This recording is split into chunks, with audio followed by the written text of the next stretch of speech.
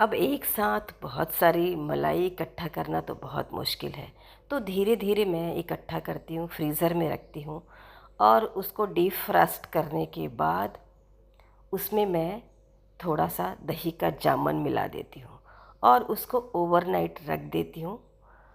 फिर उसके बाद देखिए नेक्स्ट मॉर्निंग मैं इसको मथ रही हूँ। बहुत आसान तरीका है घी निकालने का, लेकिन बहुत गर्मी हो तो घी निकालना बहुत मुश्किल होता है।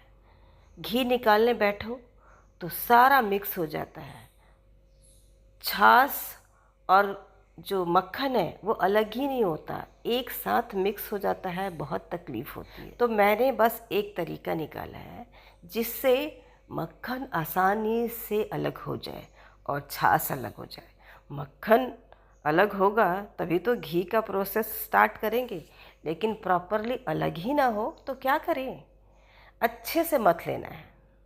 वैसे जो फ्रोज़न क्रीम होती है आप उसको निकाल के नॉर्मलाइज़ करते हैं, खट्टा लगाते हैं, थोड़ा रेस्ट पे रखते हैं और उसके बाद मथना शुरू करते हैं तो मथने में ज़्यादा टाइम नहीं लगता। घंटों बैठ के मथने की ज़रूरत नहीं है, बस 2-4 मिनट विस्क कीजिए तो वैसे ही इसमें चमक आ जाती है ऊपर।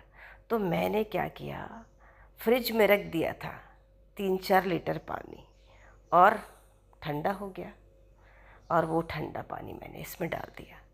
आपको मैं सजेस्ट करूँगी कि आप बहुत ज़्यादा घी बनाने वाले हैं तो कम से कम 5 लीटर पानी आप फ्रिज में रख दीजिए, क्योंकि मक्खन को कई बार धो धो के निकालो तो नीचे जो फार्म होता है ना, घी की खुरचन कम बचती है। लेकिन अब गर्मी के मौसम में तो थोड़ा मुश्किल ही था। मैंने थोड़ा ही पानी रखा, चलो मेरा काम तो बन गया, बस इतना ही है।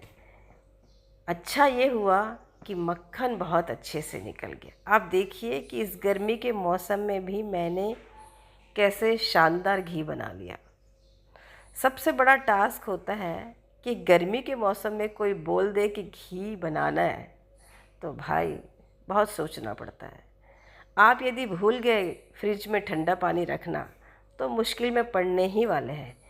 तो प्लानिंग कर लीजिएगा, घी निकालना है तो उसके पहले ठंडा पानी रख लीजिएगा। इस बार तो मैंने पहले से ही ठंडा पानी रख दिया था फ्रिज में बॉटल्स में, तो मेरे लिए आसान हो गया। इवन मैंने एक ट्रे आइस का भी सेट कर दिया था कि इन केस पानी कम पड़ा तो मैं उसमें आइस क्यूब्स डाल दूँगी।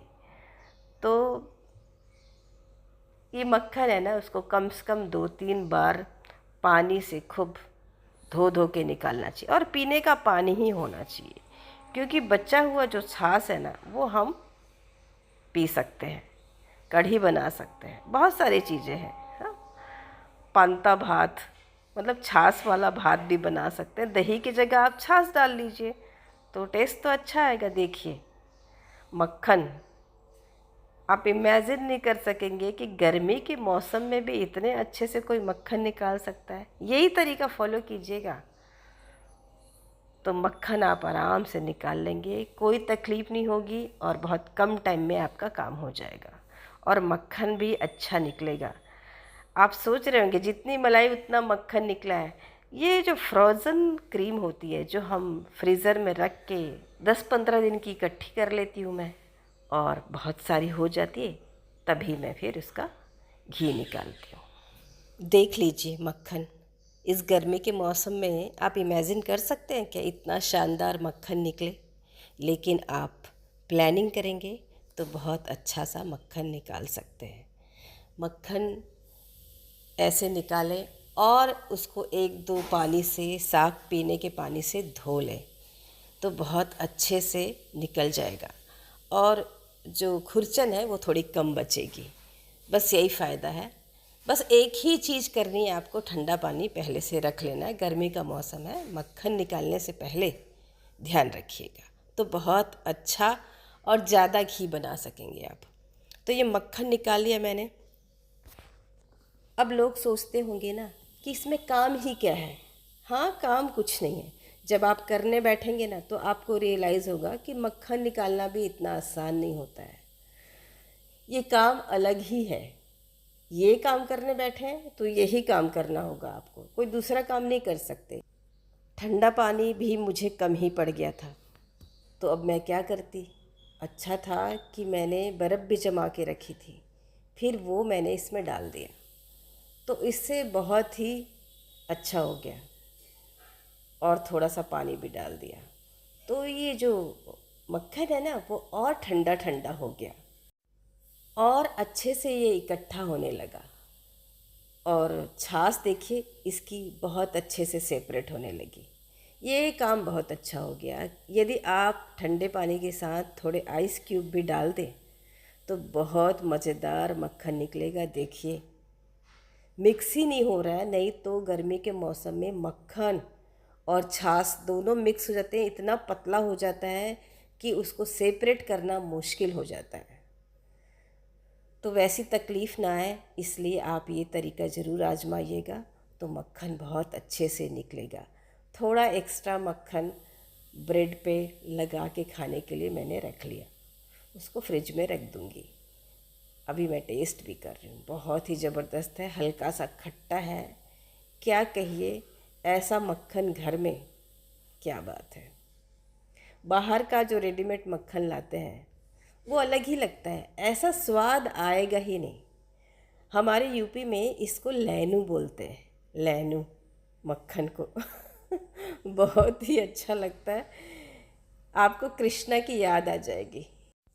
कृष्णा बहुत चटोरे थे ना बचपन में। मैं वही सोचती हूँ कि कृष्णा को मक्खन बहुत पसंद आता था, क्यों पसंद आता था। जब आप खाओगे ना तब आपको रियलाइज़ होगा कि उनको मक्खन क्यों पसंद आता था। लगता ही इतना अच्छा है, हल्का सा मीठा खट्टा, इतना स्मूथ, उसका नाम ही मक्खन है भाई, और क्या बोलोगे आप।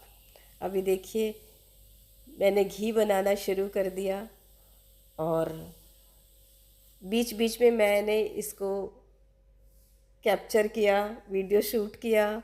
बहुत मुश्किल होता है घी बनाना, बहुत देर लगती है, बहुत पेशेंस चाहिए होता है। आपने घी शुरुआत में आप हाई हीट पे रख लीजिए, फिर जैसे ही उसमें उबाल आना शुरू हो तो आप उसको मीडियम हीट पे रख के पकाइए। मीडियम हीट पे मैंने घी बनाया था, तो घी की खुरचन देखिए कितनी अच्छी डार्क ब्राउन आई है, बिल्कुल भी नहीं जली है। तो हम ना दूध की बनी हुई चीज़ें कोई भी हो बिल्कुल नहीं फेंकते हैं, हम अशुभ मानते हैं। तो मैंने घी की खुरचन को खुरच लिया, शार्प चम्मच थी थोड़ी तो उससे बहुत अच्छे से निकल गया। अब देखिए इसको खाना ऐसे है कि आप चाहे तो इसमें शक्कर डालें या फिर गुड़ डालें। ये स्वाद में थोड़ा खट्टा होता है तो इसमें शक्कर या गुड़ डाल के मिक्स कर लीजिए और ऐसे ही खाइए। एक मिठाई के जैसा ही है, दूध का बना हुआ है तो क्यों फेंकना। और चाहे ना तो आप पराठों में भी स्टफ़ करके स्टफ्ड पराठा बना सकते हैं, बहुत ही टेस्टी लगता है।